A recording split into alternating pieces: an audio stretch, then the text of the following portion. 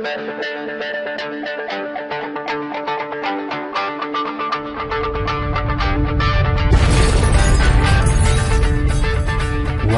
to inform.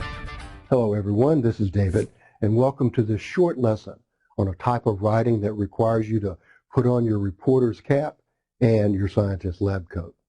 Because your purpose in writing to inform is to make your writing like a window of clear glass through which your reader can see your subject without personal opinion and without personal bias.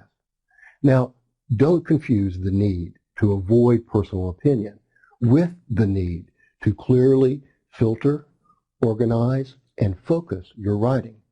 You know, an attempt to inform today, even a simple one, can quickly immerse us in a sea of data and we feel like we're drowning. That's because today we live in the age of information. And the employee, the person who can go out and find the relevant information, filter it, focus it, and organize it for presentation and consumption, is indeed an important and valuable employee. So keep that in mind whenever learning this skill about writing to inform. Now, the need to simplify and focus large volumes of information is also one of the reasons why the organizational pattern for writing to inform also needs to be simple and clear and pat. The organizational pattern that you probably see most often is built upon this one right here, the 1-3-1 essay. The 1 stands for that beginning introduction paragraph that has its thesis at the end or at least near the end.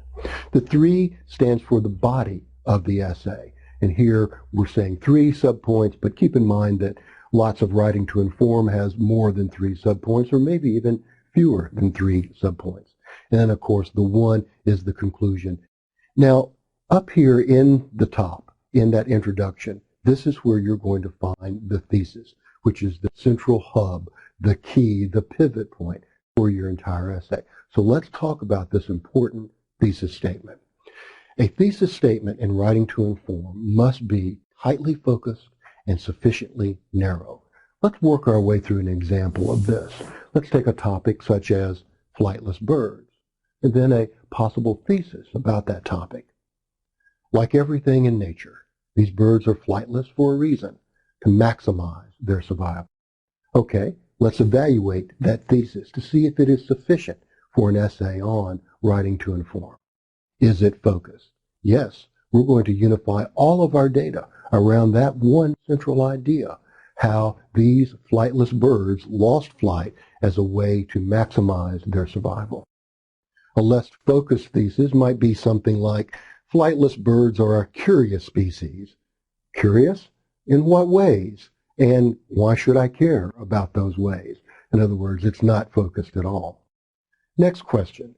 Is that thesis significant? Yes. A discussion of how species survive in nature is of critical importance today, especially in this era of habitat loss. Now compare that significance to a thesis statement like, flightless birds are an interesting species found around the world. Oh really? Flightless birds are a species of bird, and they're found in the world. Do tell me more. And while you're at it, also tell me a reason why I should want to read this essay. Clearly, there isn't one. Okay, last question. Is it doable? Yes, information on flightless birds is readily available.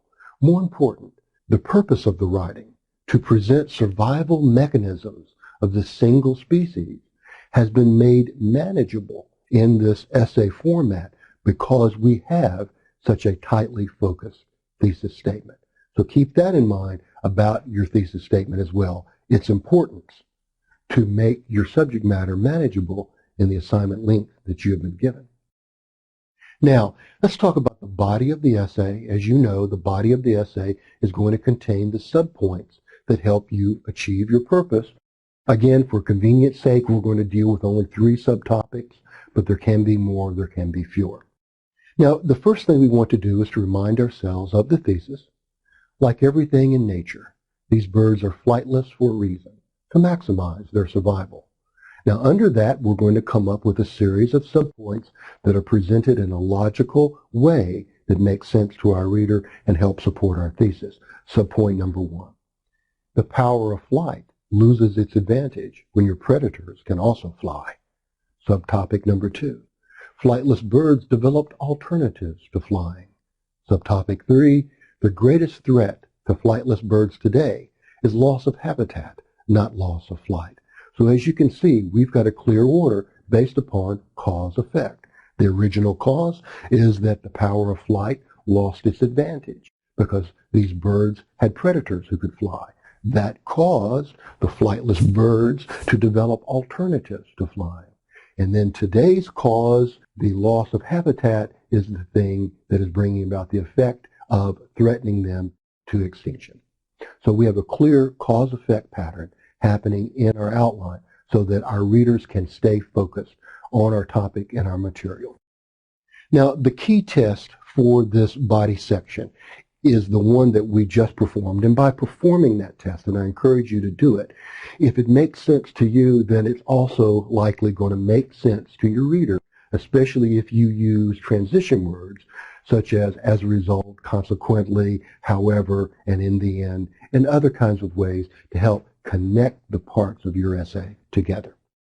The last thing we want to point out here, and I will leave you with this thought, is that the most important work that you can do whenever preparing a writing to inform piece is this pre-writing, this getting ready to write, in which you will craft a narrow and focused thesis statement and then find adequate information that will develop, prove, illustrate, corroborate that thesis, and then arrange that information in a clear and logical order, a way that is clear to your reader as well as to yourself. Practice those principles, and you will have mastered one of the most important skills that you can have today, writing to inform.